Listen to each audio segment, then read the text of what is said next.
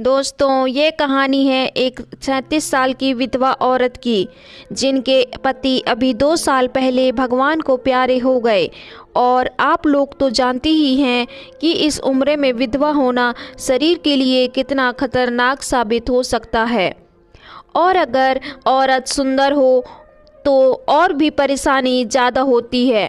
पति के मर जाने के बाद रीमा आंटी के जवान जिस्म पर हर किसी ने नज़र रखना शुरू कर दिया था और बाहर के लोगों के साथ साथ अब उसके जेठ जी भी अब खुद अपनी गंदी नज़र उस पर रखने लगे थे, जिसको रीमा बहुत अच्छी तरह से समझ चुकी थी, क्योंकि उसके पति के पास बहुत पैसा था और वो सब रीमा के ही नाम कर गए थे।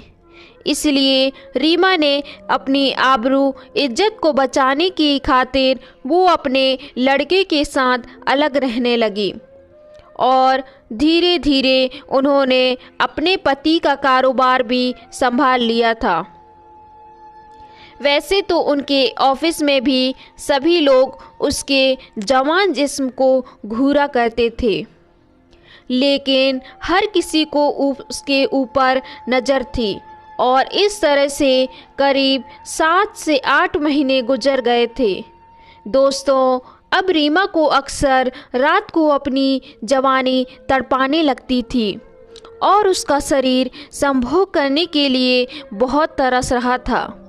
वैसे भी हर जिस्म की कुछ अपनी ज़रूरतें होती है और अब उसको रह रहकर अपनी जेठ जी की वो गंदी करतूतें याद आती थी और वो अब मन ही मन सोचती थी कि वो बेकार ही यहाँ पर आ गई। अगर वो अपनी उसी घर में रहती तो जेठ जी कम से कम मज़ा दे देते। और यही सब बातें सोच सोच कर वो सब अपने आप ही अपनी प्यास बुझा लेती। लेकिन दोस्तों, अब अक्सर उसकी रातें ऐसी ही करवटें बदलते हुए बीत जाती थी और रीमा का लड़का, जो अभी पूरी तरह से जवान भी नहीं हो पाया था, लेकिन वो क्या है कि आजकल का माहौल ही कुछ ऐसा है कि छोटे छोटे बच्चे भी सब कुछ जानते हैं।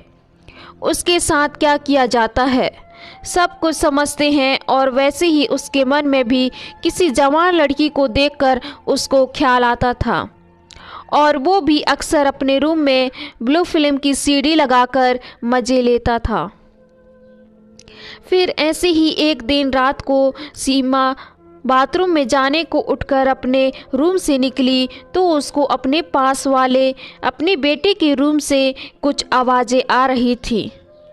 वो पहले तो कुछ देर बाहर खड़ी होकर दरवाजे पर कान लगाकर सुनती रही और फिर कुछ देर बाद अंदर की आवाज़ अब और भी तेज होती गई। फिर रीमा ने रोशनदान से चढ़कर देखा तो वो अंदर का नज़ारा देखकर बिल्कुल दंग रह गई थी, क्योंकि अंदर उनका बेटा, जिसका नाम राहुल था, वो अपने बेड पर पूरी तरह बिना कपड़ा होकर लेटा हुआ था और उसके सामने टीवी पर बहुत ही गंदी फिल्म चल रही थी।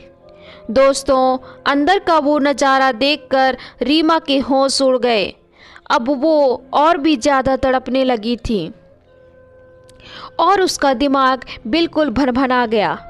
वो झट से उस रोशनदान से नीचे उतरकर बाथरूम में जाकर नहाने लगी।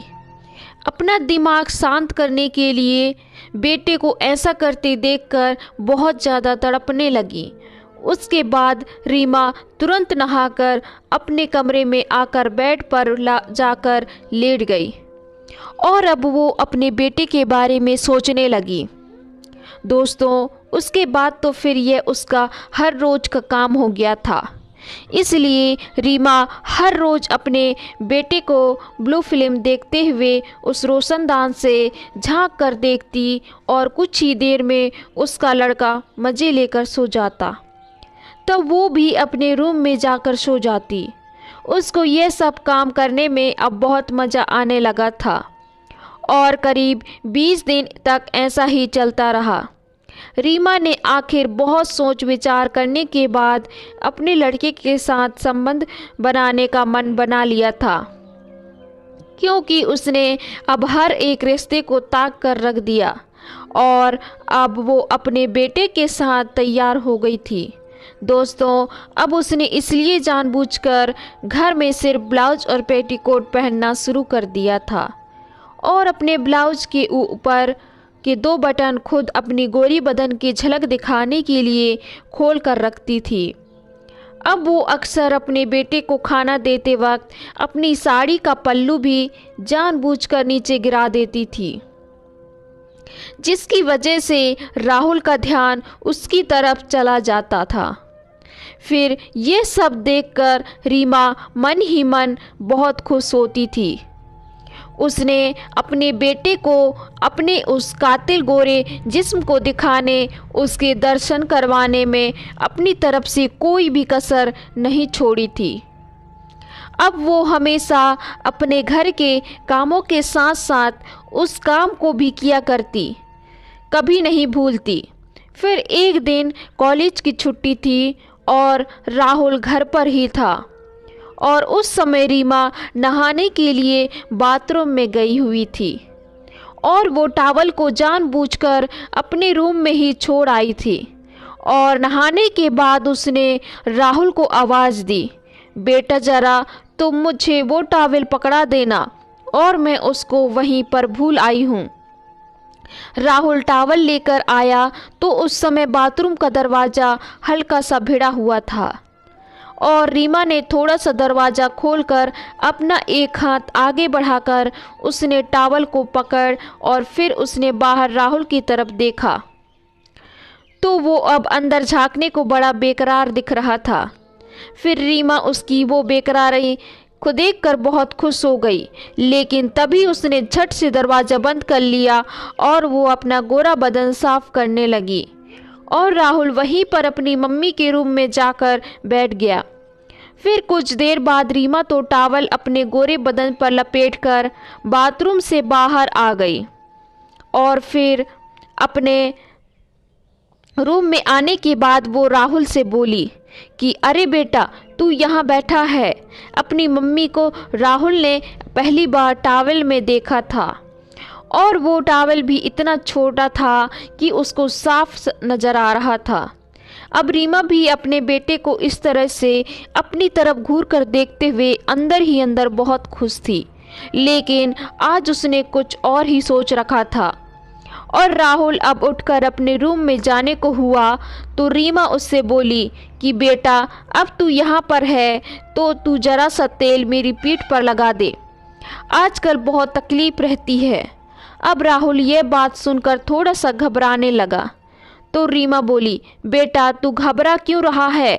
फिर राहुल अपने दोनों हाथों में तेल लगाकर अपनी मम्मी की पीठ के खुले हुए हिस्से में मालिश करने लगा और कुछ देर पीठ में मालिश करवाने के बाद रीमा उससे बोली कि बेटा अब ज़रा सा नीचे मेरी जांघों की तरफ भी बढ़ जा और हाँ, इस टॉवल पर भी पूरा ध्यान देना, कहीं वो हटने ना पाए, नहीं तो मैं पीछे से भी पूरी निर्वस्त्र हो जाऊंगी, क्योंकि मैं आगे से तो पहले से ही हूँ।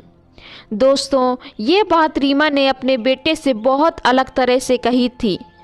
अब राजू अपने हाथ नीचे की तरफ ले जाकर उसकी जांघों की भी मालिश करने लगा और कुछ देर बाद मालिश करने के बाद रीमा उससे बोली कि बेटा तू ऐसा कर कि इस टॉवल को अब थोड़ा सा समेट दे और कुछ इस तरह से कि सिर्फ मेरे कूल्हे ही इससे ढके रह जाएं और तू बाकी के पूरे हिस्से पर अच्छी तरह से मालिश कर दें।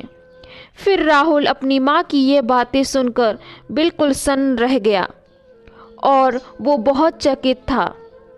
तब रीमा उससे कहने लगी कि बेटा इसमें तू इतना क्यों शर्मा रहा है, मैंने भी तो तेरी बहुत बार मालिश की है और फिर तू तो मेरा राजा बेटा है ना, क्या अपनी माँ को तकलीफ़ में तू देख सकेगा।